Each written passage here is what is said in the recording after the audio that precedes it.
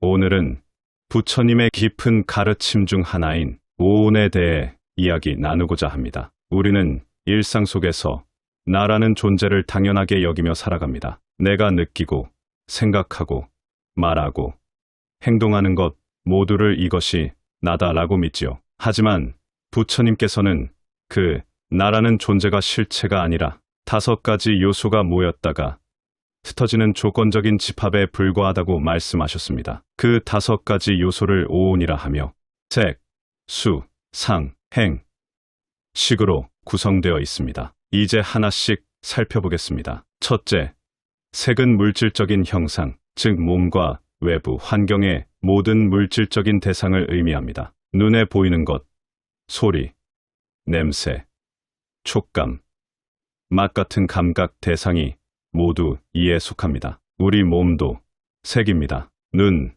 귀, 혀, 피부, 뼈, 근육까지도 전부 물질적 조건이지요. 둘째, 수는 느낌과 감정입니다. 좋음, 싫음, 무관심, 이 3가지 감정의 흐름이 수입니다. 누군가에게 칭찬을 들었을 때 느끼는 기쁨, 비난을 들었을 때 드는 괴로움, 혹은 아무런 감정이 들지 않을 때의 무덤덤함까지도 모두 여기에 포함됩니다. 셋째, 상은 인식하고 분별하는 마음의 작용입니다. 우리는 사물을 보고 이건 의자다, 저건 고양이다라고 이름 붙이고 기억합니다. 이러한 대상을 분류하고 개념화하는 능력이 바로 상입니다. 넷째, 행은 의지, 습관, 반응의 흐름입니다. 생각, 말, 행동의 선택이 일어나고 그것이 쌓여 성격이 되고 삶의 패턴이 됩니다. 자신도 모르게 반복하는 말투나 버릇이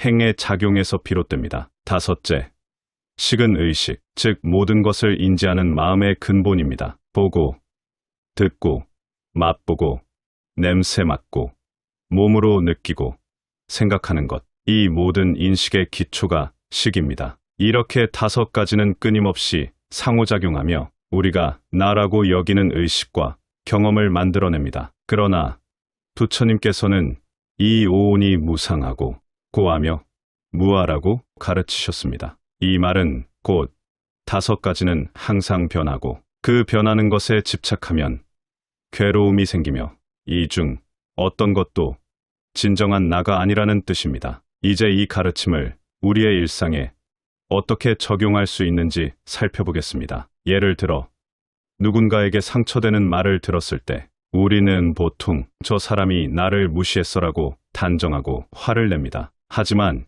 이때 드는 감정은 수이며 그 사람의 말과 표정을 해석하는 마음은 상입니다. 그리고 그에 반응하여 뭔가 말하고 싶은 충동은 행이지요. 이처럼 내면을 관찰해보면 나라고 믿었던 그 감정과 반응이 전부 조건에 따른 흐름이라는 것을 깨닫게 됩니다. 그 순간 우리는 선택할 수 있습니다. 감정에 휩쓸릴 것인지 아니면 그것을 있는 그대로 바라보고 흘려보낼 것인지 말입니다. 또 다른 예로 길을 걷다가 누군가 예의 없게 행동하면 짜증이 일어날 수 있습니다. 그 순간 나는 왜 이렇게 예민할까라는 자기 비난이 올라올 수도 있습니다. 하지만 오온의 가르침에 따르면 그 짜증은 수, 비난하는 마음은 상, 그리고 자신을 몰아붙이는 내면의 습관은 행입니다. 이 모든 것이 스쳐 지나가는 조건일 뿐입니다. 이처럼 오온을 이해하면 내 감정과 생각에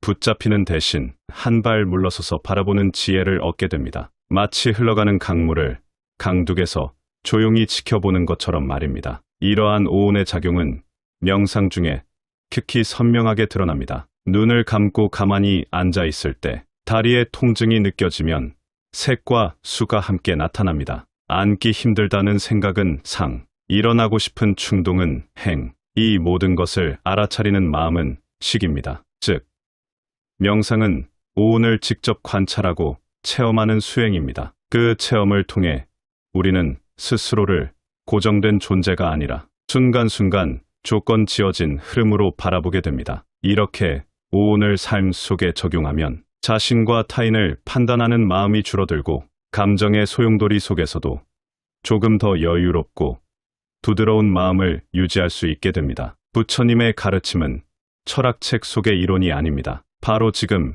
이 순간 우리 삶의 자리에서 실천할 수 있는 살아있는 지혜입니다. 오늘 영상이 여러분께 작은 울림이 되었기를 바랍니다. 오늘은 부처님의 깊은 가르침 중 하나인 오온에 대해 이야기 나누고자 합니다. 우리는 일상 속에서 나라는 존재를 당연하게 여기며 살아갑니다. 내가 느끼고 생각하고 말하고 행동하는 것 모두를 이것이 나다라고 믿지요. 하지만 부처님께서는 그 나라는 존재가 실체가 아니라 5가지 요소가 모였다가 흩어지는 조건적인 집합에 불과하다고 말씀하셨습니다. 그 5가지 요소를 오온이라 하며 색, 수, 상, 행, 식으로 구성되어 있습니다. 이제 하나씩 살펴보겠습니다. 첫째, 색은 물질적인 형상, 즉 몸과 외부 환경의 모든 물질적인 대상을 의미합니다. 눈에 보이는 것, 소리, 냄새, 촉감, 맛 같은 감각 대상이 모두 이에 속합니다. 우리 몸도 색입니다. 눈, 귀, 혀, 피부, 뼈, 근육까지도 전부 물질적 조건이지요. 둘째, 수는 느낌과 감정입니다. 좋음, 싫음, 무관심, 이 3가지 감정의 흐름이 수입니다. 누군가에게 칭찬을 들었을 때 느끼는 기쁨, 비난을 들었을 때 드는 괴로움, 혹은 아무런 감정이 들지 않을 때의 무덤덤함까지도 모두 여기에 포함됩니다. 셋째, 상은 인식하고 분별하는 마음의 작용입니다. 우리는 사물을 보고 이건 의자다, 저건 고양이다라고 이름 붙이고 기억합니다. 이러한 대상을 분류하고 개념화하는 능력이 바로 상입니다. 넷째, 행은 의지, 습관, 반응의 흐름입니다. 생각,